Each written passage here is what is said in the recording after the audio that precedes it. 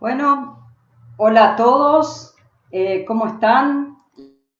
Les habla Paula Martínez, acá desde mi presupuesto familiar y la comunidad Mi Presupuesto. Les doy la bienvenida a este nuevo encuentro semanal que estamos haciendo. En esta ocasión nos acompaña Matías Daguero, quien es asesor financiero bursátil, es asesor productor certificado y agente registrado en la Comisión Nacional de Valores. Y hoy vamos a hablar de la economía y las inversiones luego de la reestructuración de la deuda pública. Así que te doy la bienvenida, Matías. Me parece que tenemos el micrófono desactivado. ¿Cómo estás? ¿Cómo Buenas estás? tardes. Buenas tardes, Paula, ¿cómo estás? Bueno, un saludo grande. Bueno, vamos a comenzar hoy. Lo que vamos a hacer en esta ocasión es una charla, un diálogo con Matías de algunos temas que se han ido modificando luego de este tan esperado canje, reestructuración de la deuda pública nacional. Y bueno, lo primero que queremos saber es qué está significando para la economía argentina el haber terminado con este proceso. Contanos primero si realmente podemos dar por concluido el proceso y qué implicancias tiene. Antes de darte la palabra, les aclaro que aquí a la derecha ustedes tienen el chat que pueden ir haciendo las consultas y después las vamos a ir leyendo una vez que terminemos con la charla. Bueno, muchas gracias, Paula, por la invitación. A ver, ¿qué significa para la economía el haber logrado el canje de deuda y un canje exitoso, podríamos decir? La primera buena noticia es que, frente al elevado número de adhesión que hubo por parte de los bonistas, no queda la posibilidad, como si había quedado en los canjes de 2005, 2010, de los famosos holdouts, fondos buitre o bonos que habían, bonistas que habían quedado fuera, que no habían ingresado al canje, que eso siempre es un pasivo contingente, es un problema para un país porque es demandas que puede tener en el futuro. Entonces, el haber logrado un canje sin que quede la posibilidad de la existencia de holdouts es una muy buena noticia para la economía del país. Para la economía, ¿qué significa esto de haber hecho el canje de la deuda? Que recordemos que es la primera etapa de todas las renegociaciones de deuda que tenemos, pues después viene ahora el segundo capítulo, la segunda temporada, ya que estamos en época de series y cosas que la gente está viendo más por la pandemia. Después nos queda el FMI, pero al menos ya tenemos que terminó la primera temporada con final feliz. Lo más importante que genera esto es que Argentina tenía un perfil de vencimientos muy grande en el corto plazo y estábamos en una situación de escasez de dólares.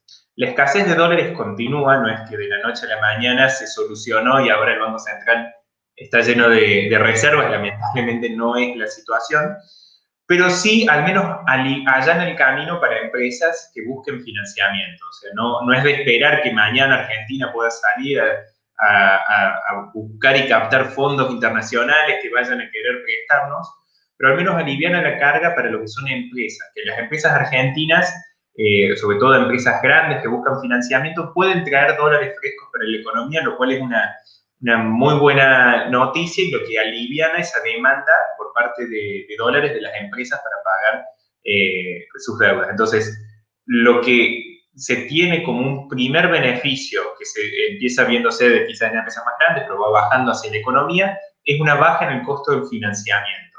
Entonces, un costo financiero más bajo hace que la economía empiece a caminar. No es lo mismo si vos querés empezar una empresa y tenés que pagar una tasa elevadísima que si para obtener ese financiamiento podés conseguir tasas más bajas. Así que esa diría que es la principal cuestión que se va a notar en la economía del día a día, una reducción en los costos de financiamiento para las empresas. Bien, y podemos decir, vos comentabas esto de que el canje ha sido exitoso, y qué implicancias tiene esto en términos de lo que es el dólar y la inflación, que son variables como el termómetro que la gente mira un poco siempre cuando cuando analiza la economía de todos los días, ¿no? Bueno, tanto desde el punto de vista del consumidor, de las empresas, como del inversor. Todo esto, el dólar e la inflación son como dos variables que uno mira. ¿Qué implicancias tiene esto? El dólar, yo siempre digo que para los argentinos es como el termómetro de cómo estamos. Uno, si sube el dólar estamos mal, si baja el dólar estamos bien. Es como que es una forma simple de saberlo. En otros países quizás es más complicado, hay que ver el PBI, si crece, la producción industrial. Acá vemos el dólar y ya sabemos cómo estamos. El tema de esta negociación exitosa de la deuda alivian un poco la presión sobre el dólar. O sea, en un escenario en donde el Banco Central seguía perdiendo cada vez más reservas, no íbamos a poder atender a los compromisos ni del Estado ni de las empresas, el dólar no tenía techo. Ahora todavía seguimos en una situación muy complicada. De hecho, los primeros números que salen de compras de los famosos $200 de septiembre hablan de que son más altos que los de agosto, que eran más altos que los de julio, que eran más altos que los de junio. Entonces, como que esa tendencia no se termina de cerrar. Ahora, sí, el canje de la deuda da poderosas herramientas al gobierno para administrar el precio del dólar. Acá no es una cuestión opinable desde el punto de vista político, simplemente desde el punto de vista financiero. El Banco Central tenía unos bonos que eran intransferibles significaba que no los podía vender, y ahora los va a poder empezar a vender. Esos bonos son bonos que se negocian en la bolsa y que son utilizados para hacer los dólares financieros, el dólar MEP, el dólar contado con liquidación. Entonces, les da un arma potente a la hora de buscar frenar. Y bueno, un poco lo que se rumorea es que la herramienta es tratar de hacerlo bajar al dólar MEP, al dólar contado con liquidación, para que de esa manera se aliviane la presión que todos los argentinos sabemos. Cuando el dólar oficial está estabilizado, pero la inflación continúa y se retrasa el dólar en algún momento de un salto. Entonces, esta herramienta van a tratar de ver si pueden generar las condiciones para estabilizarlo al dólar en esos valores. Respecto a la inflación venimos de meses que estaba prácticamente muy baja, niveles bajos, pero también porque la actividad en plena pandemia se había frenado mucho. Se ha empezado a ver ya en agosto y en lo que va de septiembre, sobre todo en rubros como los alimentos, cierta tendencia a la suba. Suena quizás gracioso decir que estaba estabilizada cuando uno dice daba 1,8, 1,7, 1,9, para un argentino es como una inflación súper baja. En otros países lo que es en todo un año tenemos esa inflación. El otro día me resultaba muy gracioso en un video de inversiones de un asesor español que hablaba de esta política que están llevando adelante los bancos centrales tratando de generar inflación y se tomaba tiempo para explicar qué significaba la inflación. En Argentina tenemos un máster en eso. O sea que lo que puede contribuir de nuevo esta salida de la deuda de manera exitosa es que el costo financiero es un costo más que impacta en las empresas y que después también termina repercutiendo en la inflación. Un costo financiero más alto en el estado de resultados de una empresa es un costo más. Y un empresario, cuando tiene un costo más alto, termina subiendo los precios para lograr ajustar a eso. Entonces, desde el punto de vista y ahora pasando desde el punto de vista de un inversor, estas dos variables van a estar en movimiento los próximos meses en distintos, quizás, velocidades. Lo que es el dólar oficial, tenemos que, para un inversor, hay inversiones con dólar oficial, hay inversiones vinculadas a lo que sería el dólar MEP, el dólar bolsa, bueno, y también el dólar blue. Entonces, es como que tenemos diferentes tipos de cambio. Acá lo que va a intentarse desde el gobierno es lograr estabilizar los dólares financieros y en paralelo en estos niveles.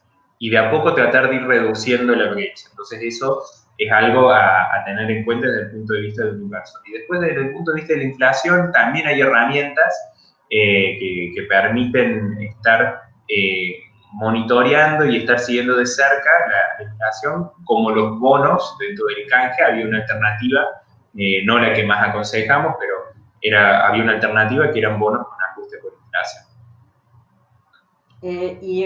Vos comentabas el tema de la brecha, ¿no? Que se ha ampliado y está como en los niveles, creo que son históricamente los más altos que hemos tenido en la última década.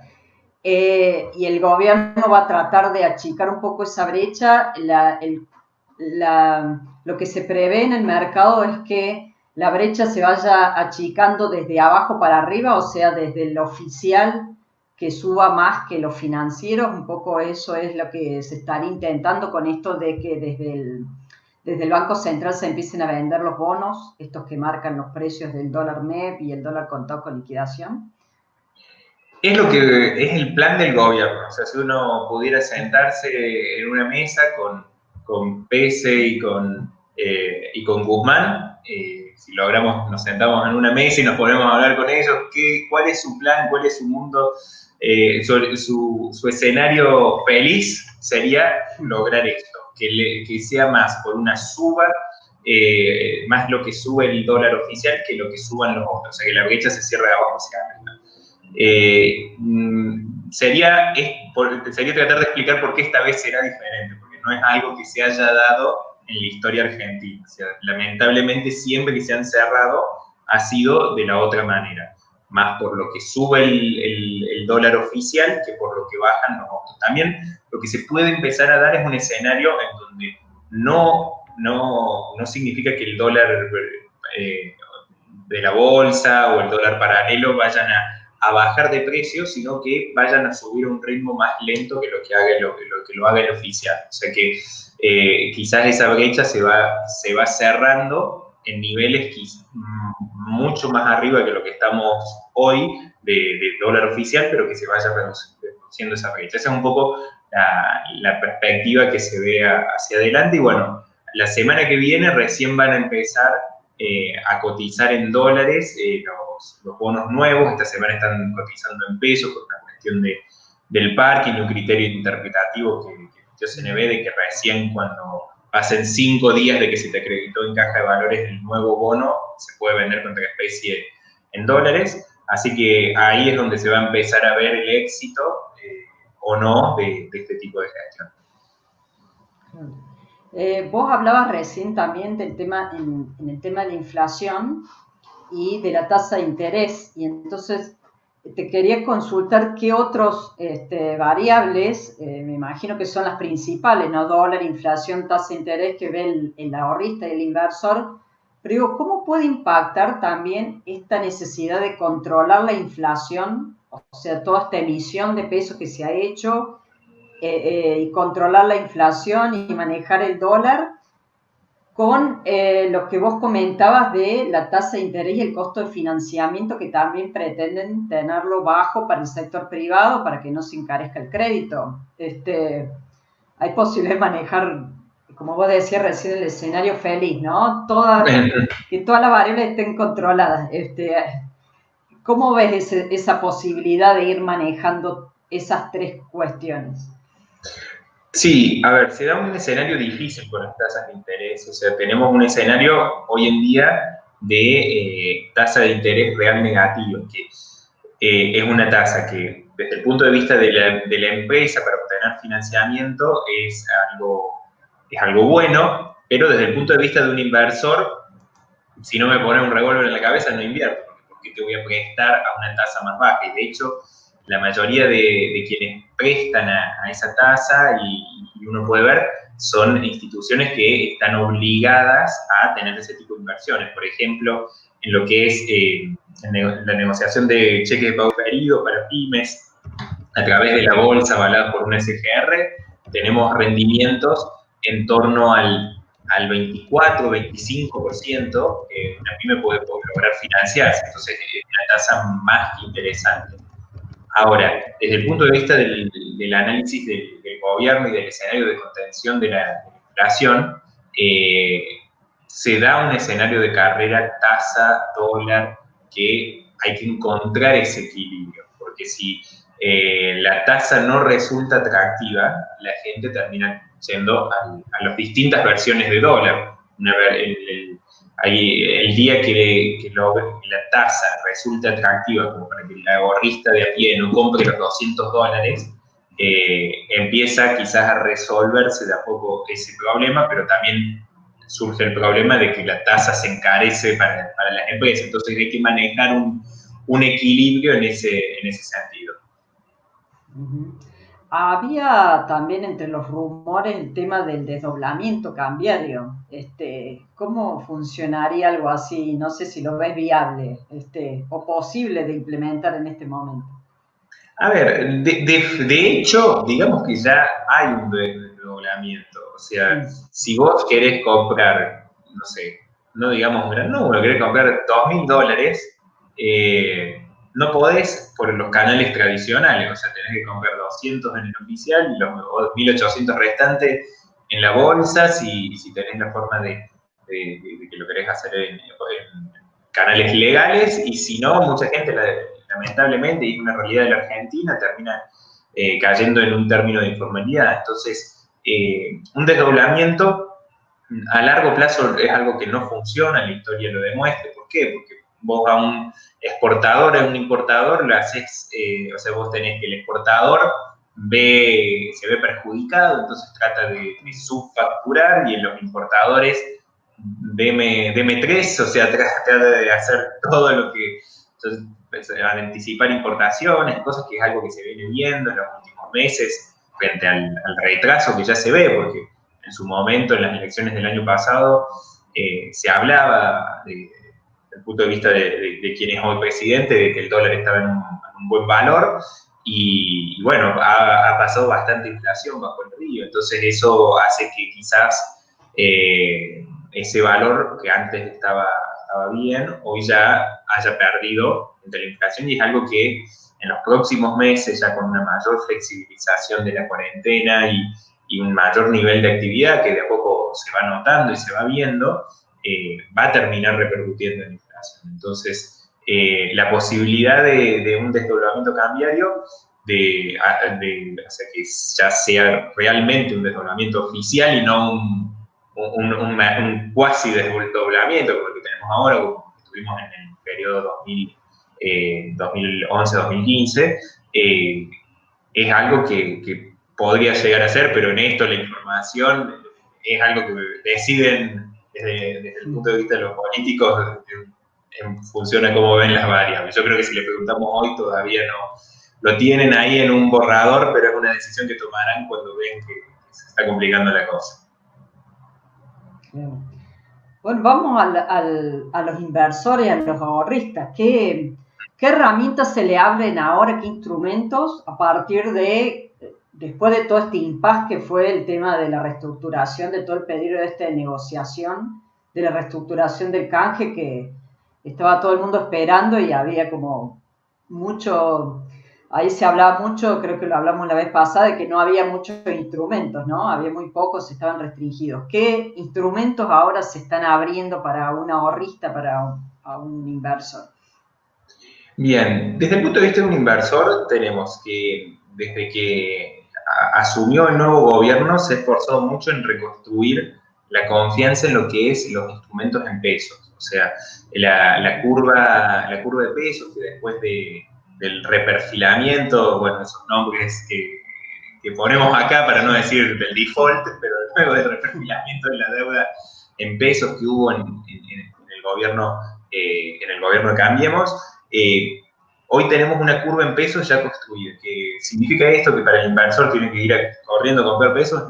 No precisamente, pero al menos una herramienta que empieza a aparecer en el mercado como una alternativa. Entonces, para una empresa que busca quizás exceso de tesorería de corto plazo, antes no tenía nada, hoy volvemos a tener curvas de tasas en pesos con valores en torno al 28-30%, que no son tasas muy atractivas, pero aparece como una herramienta.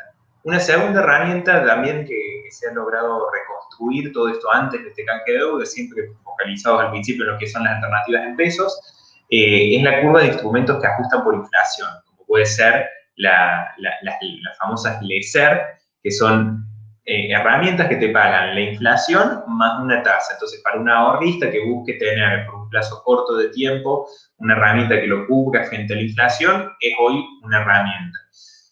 Estas mismas letras tienen bonos a más largo plazo, pero un asterisco y una cuestión siempre a considerar es que te pagan la inflación que presenta el INDEC. Entonces yo no aconsejaría a un inversor irse a un plazo muy largo frente a un riesgo que pueda haber por allí.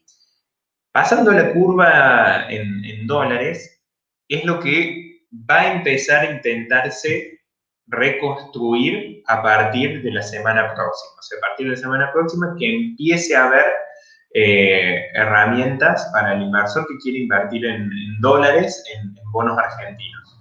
La buena noticia para el inversor que busque esas herramientas es que por 3 años Argentina no puede responder porque no tiene que pagar casi nada. Entonces, esa es una forma de decir, mira, esto que voy a comprar es muy difícil que no me lo paguen. De todas maneras, es algo para un perfil, yo diría, de moderado agresivo. O sea, el perfil para comprar un bono argentino luego de la reestructuración del canje. La historia que uno puede buscar al invertir en esos bonos es que Argentina rinde entre 11 y 12% y países que están en situaciones económicas mucho peores a nosotros, que tienen otras realidades, países, muchos de ellos incluso hasta en guerra civil, rinden en torno al 9%. Hoy el mundo, tenemos países vecinos nuestros que pagan menos del 2% anual. Estados Unidos paga 0,7 por un bono a 10 años. O sea, tenemos la bendición de que las tasas en el mundo son muy bajas. Entonces, un bono como los Bonar 2030 que han salido, que empiezan rindiendo en torno al 11,5%, si bajan a rendir 9%, un ahorrista puede ganar 15% en dólares en ese movimiento. Pero de nuevo, es para un perfil agresivo y en realidad estás comprando un bono, pero que no es un bono tradicional. ¿Por qué? Porque cuando un ahorrista compra un bono, lo que busca es cobrar un cupón. Sí, eso es lo que te iba a preguntar, porque el ahorrista, el bonista tradicional que uno conoce, el conservador, digamos, compraba el bono para ir cobrando la renta, ¿no es cierto? Para ir cobrando cada tanto, pero con esto es diferente, ¿no? Exactamente, algo que nos pasa mucho con clientes que nos dicen, bueno, quiero armar una cartera de inversión en la que vaya cobrando como si fueran alquileres cada 2 o 3 meses, armar una estrategia. Esa estrategia hoy se puede armar, pero con obligaciones negociables, con empresas. Lo que es la deuda argentina, por cómo ha salido, no tiene esto del cupón, y es lo que también hace que sea en cierto modo como eso que jugábamos cuando éramos chicos, el juego de la silla, que cuando se apagaba la música había que quedarse sentado. Bueno, estos nuevos bonos argentinos es un poco esa la situación, porque por 3 años no vamos a exportar, pero después necesitamos poder refinanciar esa deuda y se puede complicar. Entonces, no es algo que uno diga, lo compro como lo compraría un bonista cuponero, que es lo que nosotros llamamos, que es, le gusta cobrar los cupones y armarse ese flujo. Entonces, es algo para un perfil agresivo. Y desde el punto de vista de ese mismo inversor agresivo, muchos preguntan, ¿y las acciones argentinas, cómo le va a impactar esto? ¿Cómo van a recuperar? Yo creo que el camino primero es por los bonos y después por las acciones. ¿Y por qué?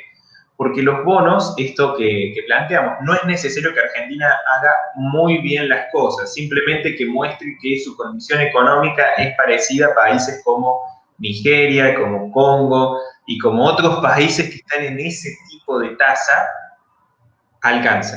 O sea, y como no tenemos que pagar por 3 años, ahí puedes tener una ganancia importante. Ahora, desde el punto de vista de las acciones, el único... Perdón, ahí, Matías, sí puntualizamos con los bonos.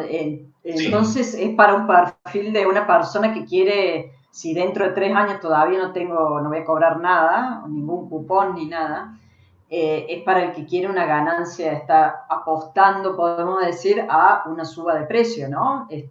A que baje esa tasa y suba el precio, o lo tengo que mantener, no sé si convendrá mantenerlo 3 años al título. Exactamente.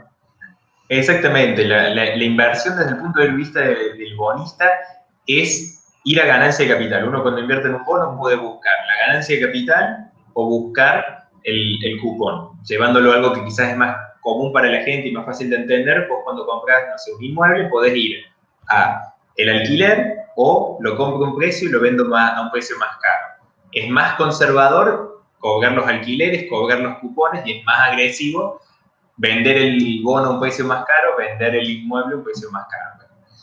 Hoy el escenario que está planteado ha quitado la posibilidad para un inversor conservador de comprar bonos, porque, por ejemplo, la mayoría de los bonos el año que viene pagan el 0,125% de cupón, es nada. O sea, la realidad es que a un argentino no le mueve un pelo, es decir, que vas a poner y si bien lo estás comprando más abajo el bono, lo estás comprando en la mitad, pero igual, el año que viene vas a cobrar 0,245 centavos, no termina de, cada 100 dólares, no termina de ser una inversión que resulte atractiva desde el punto de vista de un cuponero, es ir a buscar una ganancia de capital. ¿Y en torno a qué precios están más o menos respecto al valor nominal, ¿vale? ¿O se espera que estén? Si bien no cotizan en dólares, si uno hace la conversión por el que están en torno a 52, 53 dólares. Sé que es más o menos lo que se esperaba. De todas maneras, en esto, yo para que tengamos una real noción del precio que va a estar el bono, creo que hay que esperar 15 días, 20 días. También hay mucha gente que estaba esperando que se dé este canje de la deuda y ahora, ni bien pueda salir, salgo, ya está. Es como que me resigno a esta situación, estoy esperando a ver, que quizás no sea lo más aconsejable hacer para aquellos que hayan llegado a este punto con los bonos argentinos, pero eso va a ser algo que va a hacer mover quizás al principio los bonos con volatilidad. Y vos comentabas recién el tema de las acciones. ¿Qué es lo que decías que hay que esperar primero los bonos y después qué pasa con las acciones? Que están muy baratas, claro, también, en términos de dólares, están regaladas.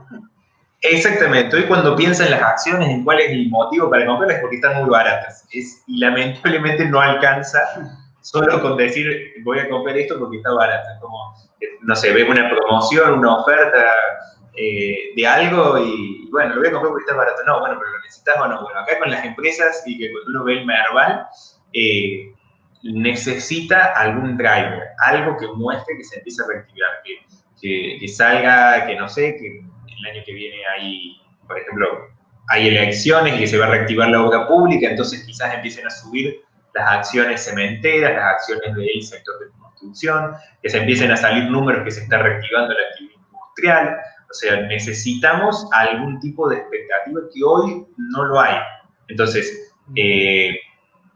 creo que quizás el camino es arranco, esto siempre hablando para un perfil más agresivo, es arranco buscando renta por el lado de los bonos y una vez que esa ganancia se dé, ir hacia la historia de las acciones. Si buscamos el último periodo alcista, las acciones argentinas se han movido muy en línea con los ciclos políticos. El mercado alcista muy fuerte que tuvo Argentina desde 2013, enero de 2018, fue frente a la expectativa de un cambio político, y entonces habrá que ver, seguramente el año que viene será un driver a la hora de ver las acciones, cómo terminan siendo este rendimiento. Y si me permite, un dato más ahí de un análisis que hicimos respecto a las mejores inversiones que hubo en Argentina.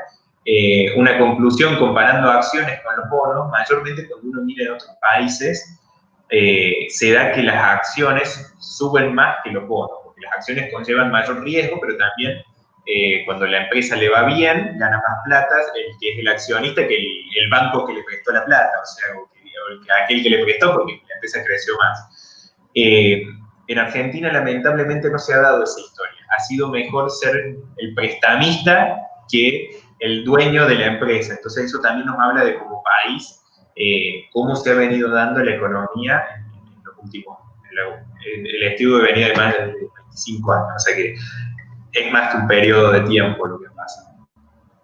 Claro. Y para obtener renta en dólares, vos comentaste algo al principio de las obligaciones negociables, ¿no? la deuda privada, son los títulos de deuda privada. Eso, ¿qué se espera en ese mercado? ¿Es conveniente? ¿Es riesgoso? ¿Cómo se está viendo?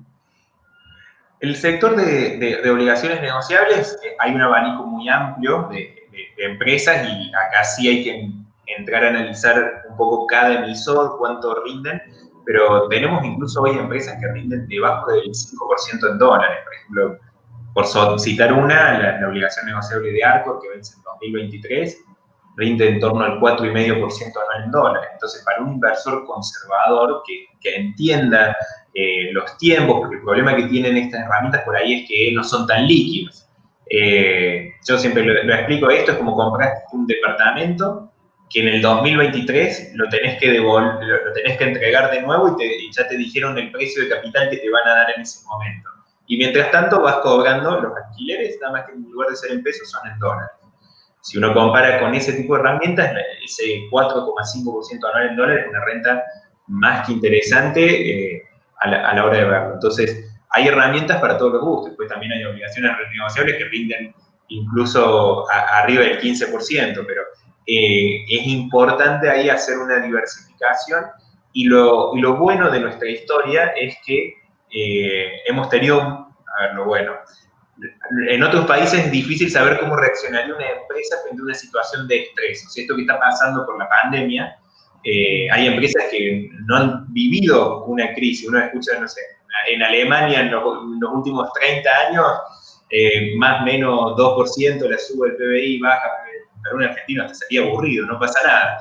Entonces, acá en el punto de vista de una empresa argentina, si uno ve una empresa que hace 30, 40 años que tiene presencia en el mercado argentino, podés ver y cómo reaccionó en este último periodo frente a la situación argentina, qué hizo en el 2001, pagó su deuda, no la pagó, y al final del 89, cómo reaccionó. Entonces, una empresa que, cerrando con la misma empresa que mencionaba recién, que pudo no defaultear en esos escenarios, también a vos como inversor te da una tranquilidad de saber que es una empresa que tiene un buen management, tiene una buena gestión, y después ver el balance, o sea, en esto es una empresa que tiene un buen patrimonio, que tiene una capacidad de pago o que no lo tiene. Entonces esa es una herramienta que puede servirle a un inversor para también de manera conservadora poder invertir. Hoy en día es más fácil encontrar instrumentos conservadores desde el punto de vista de las obligaciones negociables que el bono de la Nación Argentina, y es algo que se ve en las tasas. O sea, uno cuando ve que la Nación rinde 11, una empresa como Arcor rinde 4, 4,5, es al revés de lo que se ve en el mundo. En el mundo, los textos de finanzas con los que estudiamos, quienes asesoramos en finanzas, siempre dicen, vos, el Estado paga esto y la empresa paga eso más un spread sobre el soberano. Acá reescribimos los libros. Y hay a nosotros los argentinos que siempre obviamente nos gusta seguir al dólar porque es como la moneda de referencia, ¿no? Hay posibilidades de instrumentos que son en pesos, que se pueden transar en pesos, se pueden negociar, cobrar, comprar y vender, pero que siguen al dólar. Esa sería una buena alternativa como para, no sé, las personas que compran con las restricciones cambiarias que hay hoy. ¿Qué nos puedes contar de algunos instrumentos de ese tipo? Exactamente, tenemos dos tipos de instrumentos vinculados a diferentes tipos de dólar. Tenemos, por ejemplo, los instrumentos que están vinculados al dólar oficial, que aquí también tenemos mayormente obligaciones negociables de empresas. Todavía el Estado no ha sacado emisiones, lo que se llaman dólar link, que si bien nunca tocas un dólar, pero eso paga la evolución vinculada a lo que sería el dólar oficial. Entonces, si el dólar hoy está en, no sé, 78 pesos para lo que es el dólar mayorista, y de acá a 4 meses está en 90, te va a haber pagado ese precio de devaluación. Entonces, es una herramienta interesante para poder dolarizarnos al tipo de cambio oficial. Es de una manera imperfecta, porque no es que vos vas a recibir los dólares, sino que estás comprando deuda de una empresa, o lo podés hacer a través de fondos comunes de inversión dólar link, que eso es un pequeño ahorrista de 1.000 pesos que puede hacer y estar vinculado a esa forma de seguirlo. Y después, las otras herramientas que mencionaba también te permiten estar vinculado al dólar billete, que sería más parecido a lo que es el dólar MEP, el dólar contado con liquidación y bueno, también el dólar informal. Sí, una de las herramientas que surgió mucho y que se está escuchando mucho es el tema de los CDR, ¿no? De las acciones extranjeras de Estados Unidos, básicamente. Exactamente, los CDRs, para perfiles quizás con un poco más de riesgo, han funcionado muy bien como herramienta de protección frente a la devaluación, pero es importante para el inversor saber siempre que está comprando acciones. Entonces, es una herramienta muy interesante, pero no es para horizontes cortos de tiempo. Es aconsejable, como toda inversión en acciones, que lleve más tiempo. Uno puede buscar determinadas acciones más conservadoras, como puede ser Coca-Cola, Walmart, McDonald's, que tienen una menor fluctuación, una menor variación, pero siempre siendo consciente que lo que uno está comprando son acciones. Es algo que es aconsejable que al menos tu horizonte de inversión sea de un año para ese tipo de inversiones, pero han sido la estrella. Este año, bueno, hasta tenemos acciones famosas como Tesla, que han subido más del 900% en pesos en lo que va el año, o nuestra querida local Mercado Libre también, con subas más que interesantes, o Globant.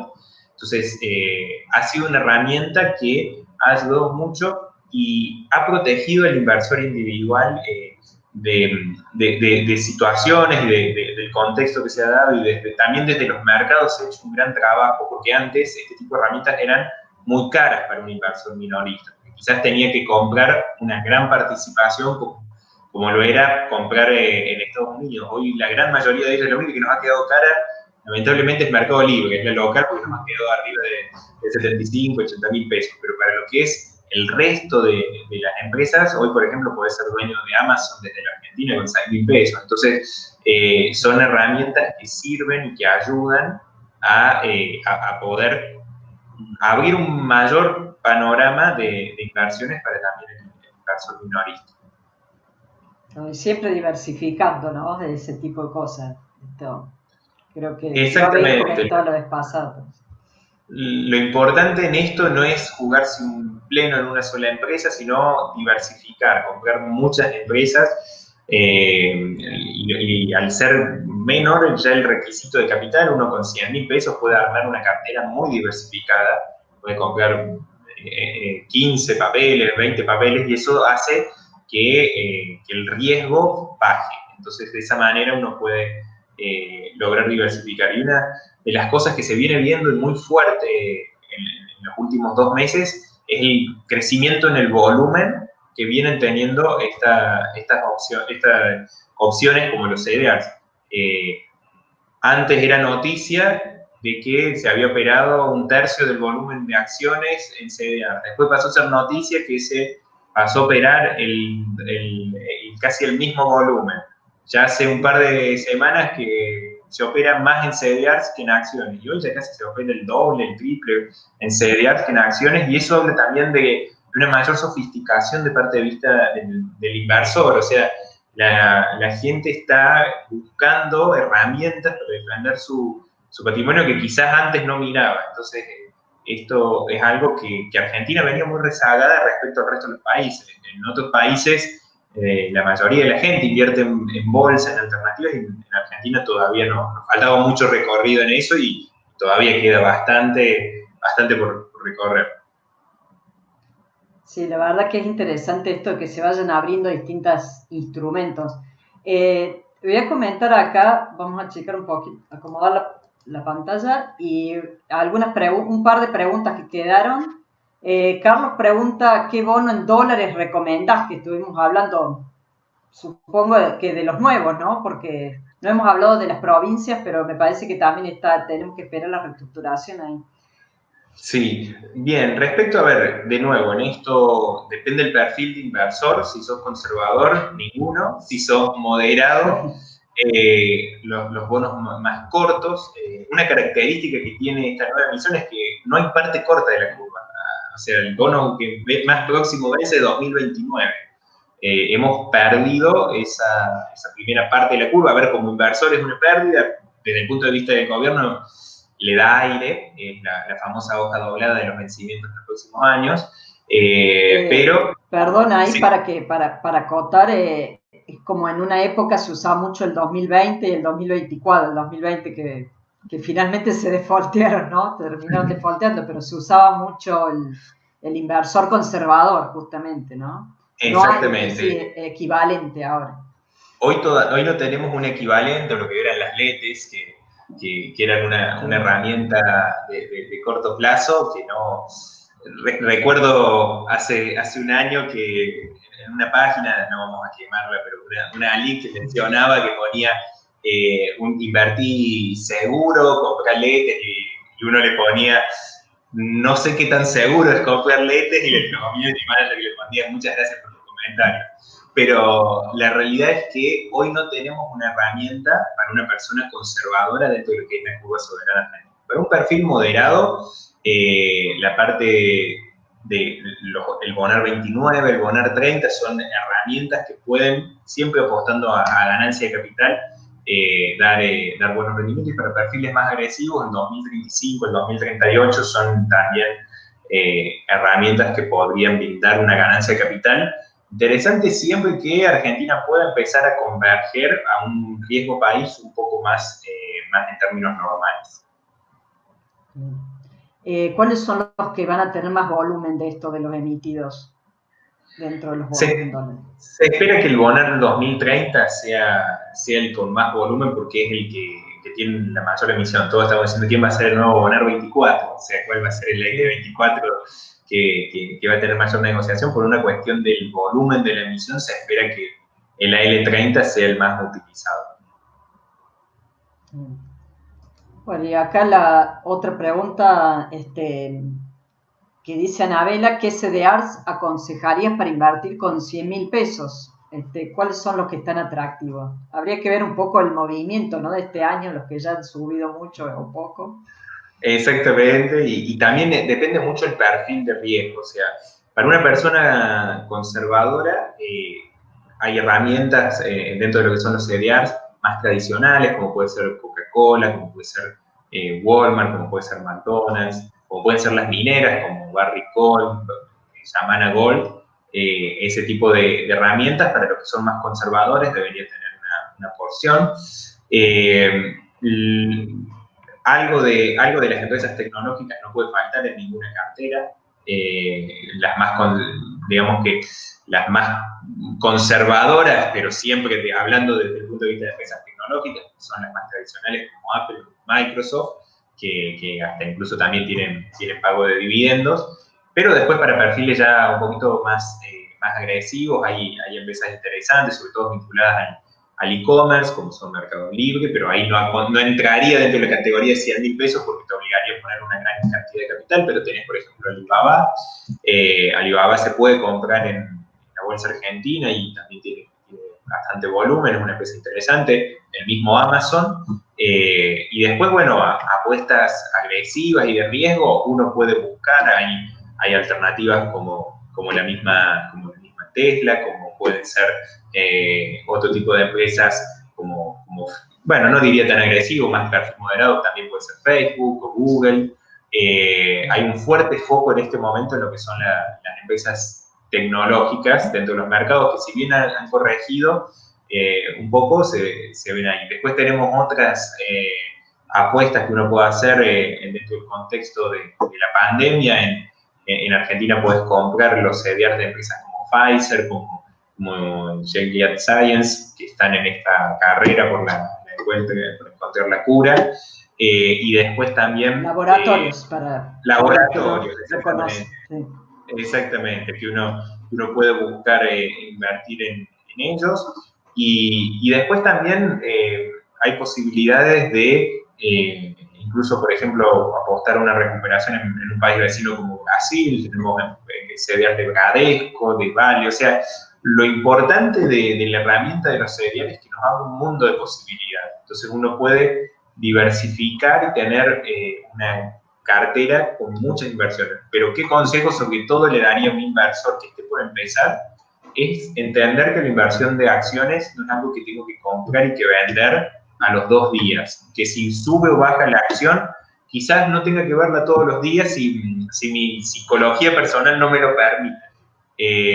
El ejercicio de comprar una acción, uno lo compra, se vuelve accionista. Es importante verlo de esa manera. Yo no piensen en una empresa de la economía real que ustedes pondrían. Si pones, no sé, un kiosco, si pones una empresa, una fábrica, no la vas a vender a los 15 días. Y en la bolsa la gente se piensa que lo puede hacer, y a ver, se puede hacer, pero no es la forma más aconsejable. Vas a hacer rico a tu broker que te va a cobrar todas las comisiones cuando compras, vendés, pero no es la forma que es conveniente arrancar. Es bueno verlo como si hubieras comprado un departamento, como si hubieras puesto una empresa, y eso es lo que te va a dar éxito. Si uno compra buenas empresas, a ver, compraste la acción de, no sé, de Coca-Cola, y cae porque hay una crisis en todo el mundo. ¿Va a desaparecer Coca-Cola? ¿Se van a dejar de consumir estas gaseosas? No estamos auspiciados, pero por poner un ejemplo de algo que todos conocemos, no va a pasar. Entonces, eso es algo también importante para todo inversor que vaya a empezar a incursionar en este tipo de herramientas.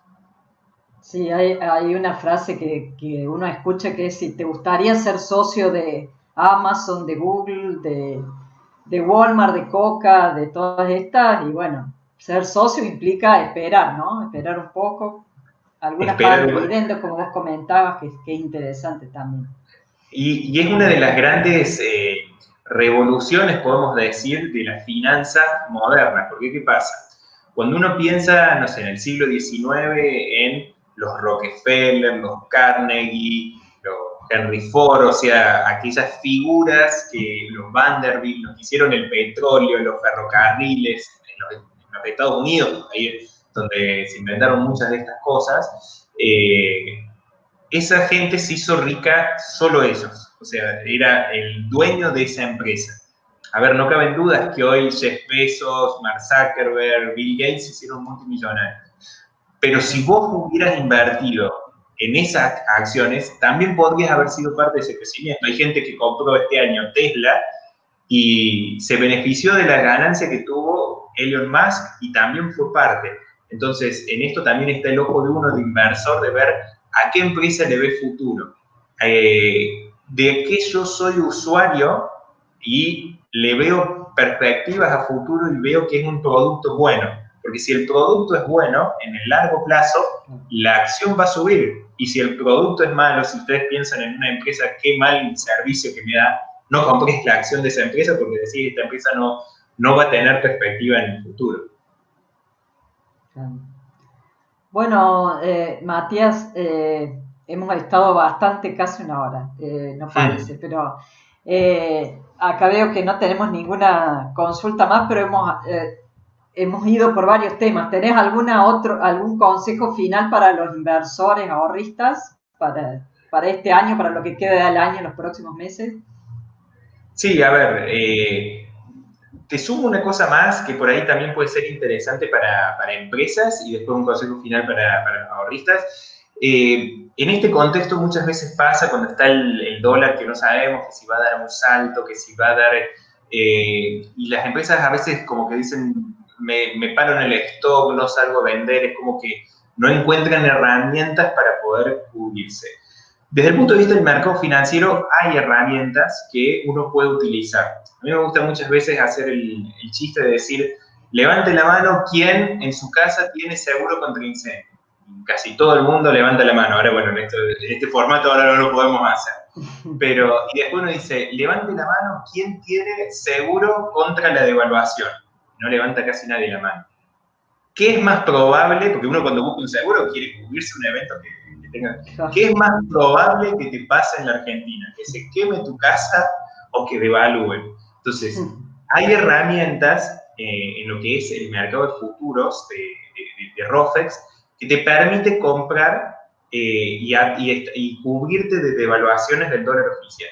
Y acá, bueno, donde también hay un problema hoy en Argentina, que es la falta de profundidad de mercado y falta de herramientas, hay herramientas como, por ejemplo, algo que son, que te permite como si fuera un seguro de cambio. Vos podés comprar una herramienta que pagas una prima, si no devalúan, perdiste la prima, o sea, sería como un seguro, y si devalúan, te va a haber cubierto de ese evento. Entonces, para una empresa, sobre todo importadora o exportadora, es una herramienta interesante.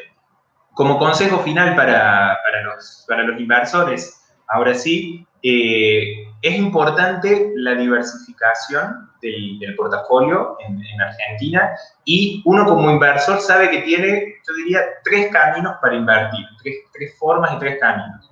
Un primer camino es hacerlo sin conocimiento, sin saber nada, jugarme todo mi capital, y para esa gente la bolsa siempre va a pensar que es una timba, que es algo que es una cuestión de suerte, y para esa gente lo mejor en situaciones así es, aunque no sea la mejor opción, pero que sigan comprando dólares. En ese caso, ¿por qué? Porque el mayor riesgo al no saber qué estás haciendo es que seguramente vas a terminar perdiendo tu capital. Esto es como pasa en todas las actividades. Una segunda forma de invertir en la bolsa es capacitándose, buscando conocer, para uno conocer del mercado, saber cuáles son las herramientas vigentes, cuáles son los posibles escenarios, y demanda mucho de uno mismo, es decir, me voy a capacitar para poder hacerlo yo mismo.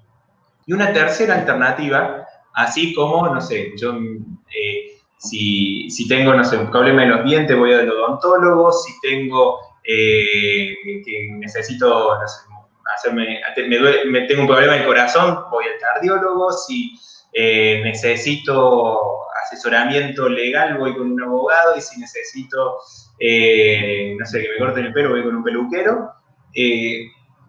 Si necesito ayuda con mis finanzas, puedo buscar a un asesor financiero que se encargue de eso. Entonces, saber cuál de esos 3 caminos quiero tomar. Uno debe planificar y llevarlo adelante en base a eso.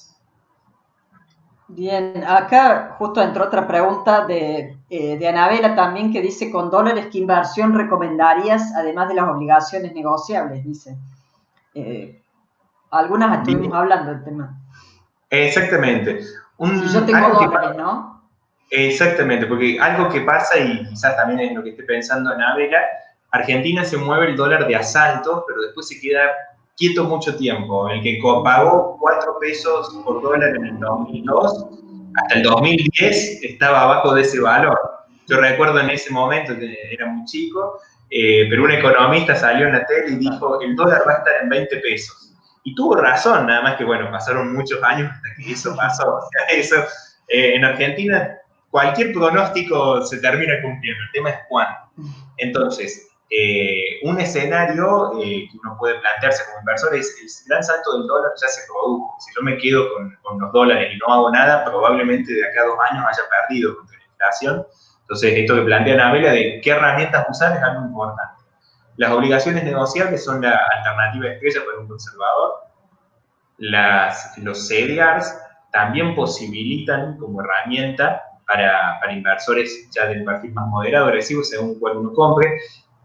Hay liquidez, pero no es muy profunda en dólares, o sea que lo que va a tener que hacer la persona que entre con dólares en este tipo de herramientas, muy probablemente sea primero hacer el pasaje a través de la bolsa de dólar MEP.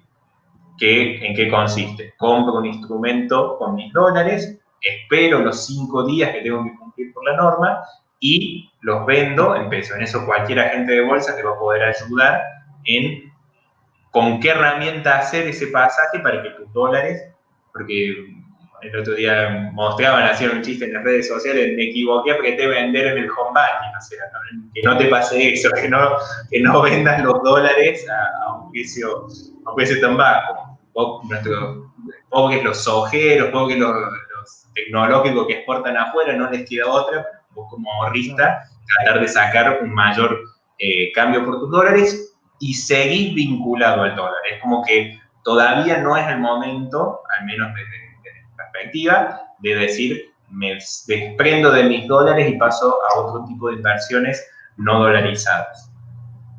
Bien, voy a poner acá, justo ahora están llegando más preguntas. Como analista financiero, ¿cómo evalúas las criptomonedas y si le ves futuro? Preguntas, Carlos. A ver, las criptomonedas es una inversión muy agresiva. O sea, cuando uno tiene que evaluarlo y verlo, si bien es algo que está de moda, sale en todos lados, muchas veces la gente cae en este tipo de inversiones con el sueño de volverse millonario de la noche a la mañana. Y en esto siempre saber que si parece muy bueno para ser real, puede que no lo sea. Entonces, en el caso de las criptomonedas, yo creo que hay que verlo como una divisa, como una moneda a la que uno invierte y a una revolución que se puede dar de que el sistema deje de ser los bancos tradicionales y las monedas tradicionales y pase a ser las criptomonedas. Entonces, en ese tipo de inversión de tanto riesgo, lo que uno tiene que hacer es poner una pequeña parte de su capital. Si uno es un inversor muy conservador, será un 1%, será un 2%. Si uno es un perfil muy agresivo, será un 10% de ese capital. No mucho más que eso. Y tiene que ser un dinero que uno esté dispuesto a perder. O sea, que no te vaya a cambiar la vida si lo perdiste. Tienen temas, las criptomonedas, por ahí de que es muy importante el lugar en el que lo haces, no es como quizás por ahí una inversión en bolsa, uno tiene el resguardo de lo que es caja de valores, las entidades custodian, la Comisión Nacional de Valores. En el caso de las criptomonedas, bueno, justamente lo que buscan es la desregulación. Y hay que tener en eso mucho ojo de investigar y asesorarse en dónde abrirlo. ¿Por qué? Porque lo peor que te puede pasar invirtiendo en criptomonedas no es que pierdas todo, porque uno dice, perdí todo mi capital. Bueno, a lo sumo vos habías asumido ese riesgo. No, lo peor que te puede pasar es que la criptomoneda realmente pase a valer, no sé, $1.000.000 y que el lugar donde vos lo tenías haya desaparecido, no está, perdiste la clave, no lo encontraste la moneda, porque no es peor cosa que pensar. Entonces, respecto a eso, Carlos, yo siempre aconsejo respecto a las criptomonedas una pequeña porción de tu portafolio, conociendo el alto riesgo que implica esa inversión y investigando y asesorándose bien en dónde lo hago a esa inversión. Sí, además hay ahora han surgido como criptomonedas que son estables, que en realidad siguen al dólar nomás, que eso también se usa mucho para dolarizarse, ¿no? Pero bueno, sí, tienen una volatilidad muy importante. El Bitcoin, que es lo más conocido, llegó a casi $20.000 en un momento, ahora está bastante como a la mitad. Y ha tenido subas y bajas que no son hasta cardíacos. Claro. Exactamente, porque había bajado hasta 3.000, después subió a 12, ahora está en torno a 10,5, 11. Y después el otro tema también importante con las criptomonedas es la diversificación. O sea, saber que si bien el Bitcoin es la estrella, puede que no termine siendo luego la que se adopte. Entonces es importante una diversificación dentro de las mismas criptomonedas. Hay plataformas que te ofrecen esa diversificación. Si uno, por ejemplo, piensa en otro fenómeno financiero que se dio, por ejemplo, la burbuja de los .com en los años 2000, empresas como, no sé, Altavista, que hoy suenan desconocidas y que no fueron los primeros buscadores, los que aparecían, Netscape y todo, y hoy no existen. Ahora, Google, Microsoft, Amazon, hoy sí lideran el mercado, o sea que es algo que sí se dio. El tema es que si vos hubieras jugado un pleno a una sola empresa en ese momento y quizás hoy se dio lo que vos pensabas, la revolución que vos esperabas, pero se dio por otra vía. Entonces, en eso es muy importante diversificar más allá de que el Bitcoin sea más conocido. Bueno, la última que tengo por acá es que no la termino de entender bien la pregunta de Sabrina, cualquier cosa, si no me la vuelve a explicar, que cuando comentaste el ejemplo de primas para empresas importadoras y exportadoras, si se llama así el instrumento, creo que hablaba de los futuros, ¿puede ser? De la cobertura de futuros, me parece. Sí, la herramienta en realidad son calls, no lo quise decir porque es demasiado técnico, pero son calls sobre el dólar futuro, sobre los contratos de dólar futuro. Porque ¿cuál es la diferencia? Y el análisis que yo planteo a mis clientes cuando analizamos qué herramienta comprar. El dólar futuro vos fijas un precio, pero todos los días te va liquidando diferencias diarias. Entonces vos tenés que pagar o te pagan, todos los días tenés una diferencia, lo cual quizás operativamente, más allá de que nosotros lo hacemos como agentes de bolsa y nos encargamos de darle una perspectiva de cuánto tienen que tener de liquidez, para la empresa quizás es en medio un trastorno de estar viendo eso. Entonces, y además lo que tenés es que el dólar futuro tiene implícita una tasa de interés. Entonces vos cuando lo estás comprando ya tenés metido una tasa de interés. Entonces vos podés decir, pero ¿cómo voy a haber perdido plata comprando un contrato de dólar futuro si yo veo que el dólar oficial siempre fue para adelante? Claro, pero fue para adelante una tasa de evaluación más lenta que lo que era la tasa implícita. Entonces, el dólar futuro es una muy buena herramienta cuando vos pensás que van a devaluar. Pero si no se da esa devaluación, quizás hasta podés haber perdido plata. La ventaja que tiene el call de dólar futuro, que lamentablemente no hay mucha liquidez. Hoy, por ejemplo, podés comprar un call de dólar futuro a octubre y es un trabajo hasta incluso artesanal que tiene que hacer tu agente de bolsa para ir consiguiendo compras. Pero ¿cuál es la ventaja? Que vos pagás una prima. Esto es como decir el seguro del auto. Entonces, en un escenario en el que vos pensás que hay una probabilidad de que se devalúe, pero quizás no devalúen, vos a lo sumo lo que vas a haber perdido es esa prima que pagaste. Entonces, si vos sos una empresa, uno puede decir, bueno, mi precio al cliente, yo incluí ese costo. Muchas veces pasa, no debería ser así, pero el empresario dice, coticemos con $1 de tanto. Entonces, eso quizás te saca del mercado, porque si tu competidor lo cotizó a $1 y un poco más bajo que vos, termina siendo más barato o el precio diferente. En cambio, si vos compras esta prima, si no se da la devaluación, vos vas a haber perdido esa prima. Por ejemplo, por poner un número, hoy un contrato de octubre cotiza a $1.75, es decir, los contratos son de $1.000, vos pagas 1.750 pesos y te cubrís por $1.000. Entonces, vos con esa herramienta, es una herramienta, perdón, en esto sí estoy siendo más técnico, más sofisticado, pero es una herramienta más técnica, pero vos pagando 1.750 pesos, te aseguras que en caso de darse una devaluación fuerte, vas a haber estado cubierto. Y si no se da la devaluación, perdiste esos 1.750 pesos. Esto es como vos pagaste el seguro de tu auto. Si no chocaste, perdiste la prima, perdiste el seguro, y vas a estar contento de haber perdido el seguro. Vos no querés chocar, vos no querés que se produzca la evaluación, vos querés que tu empresa esté segura, pero no podés desproteger el patrimonio de la empresa de que en caso de que se produzca una devaluación, tu empresa se descapitalice. Entonces, esta herramienta es una herramienta muy interesante para eso. Bien. Bueno, Matías, estamos llegando al final. Muchísimas gracias, como siempre, por compartir esta charla súper interesante.